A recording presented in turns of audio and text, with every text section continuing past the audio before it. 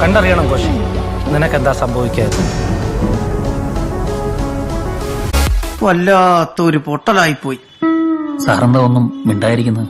അണ്ണാക്കി പിരിവെട്ടിയിരിക്കണ ഒരാളോട് ചോദിക്കാൻ പറ്റിയ ചോദ്യമാണോടായത്? ഇനി എണ്ണിയവർക്കെങ്ങാനും തെറ്റുപറ്റിയതാണോ? എണ്ണിയവർക്ക് തെറ്റ് പറ്റിയാലും ജനങ്ങൾക്ക് തെറ്റ് പറ്റില്ല.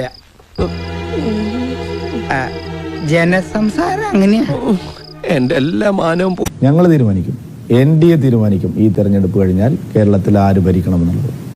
അങ്ങനെ പവനായി ശവമായി എന്തൊക്കെ ബഹളമായിരുന്നു.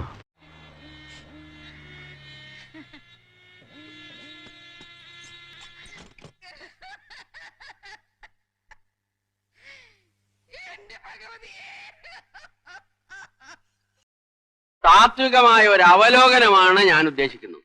ഒന്ന്, വിഘടനവാദികളും പ്രതിക്രിയാവാദികളും പ്രഥമദൃഷ്ട്യാ അകൽച്ചയിലായിരുന്നെങ്കിലും അവർക്കിടയിലുള്ള അന്തർധാര സജീവമായിരുന്നു എന്ന് വേണം കരുതാൻ. ഒന്ന്, ബൂർഷ്വാസികളും തക്കം പാർത്തിരിക്കുകയായിരുന്നു.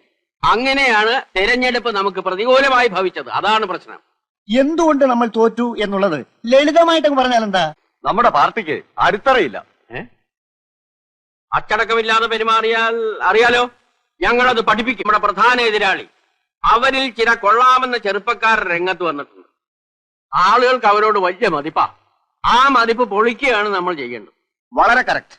ഏതെങ്കിലും രീതിയിൽ വല്ല പെണ്ണുകേസിലോ ഗർഭക്കേസിലോ അവരെ പെടുത്തി നാറ്റിക്കുകയാണ് ചെയ്യുന്നത്. എന്തിന്? ഞാൻ പെണ്ണിട്ടത്രേ. പെണ്ണ് കിട്ടാനോ? അയ്യേ, തനിക്കൊരു ബ്രൈറ്റ് പൊളിറ്റിക്കൽ ഫ്യൂച്ചർ ഞാൻ കാണുന്നുണ്ട്.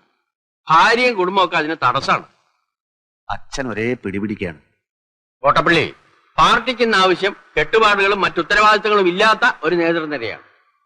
പ്രകൃതി നിയമങ്ങൾക്ക് കുറച്ചൊക്കെ നമ്മൾ വഴങ്ങേണ്ടതല്ലേ? വഴങ്ങരുത്.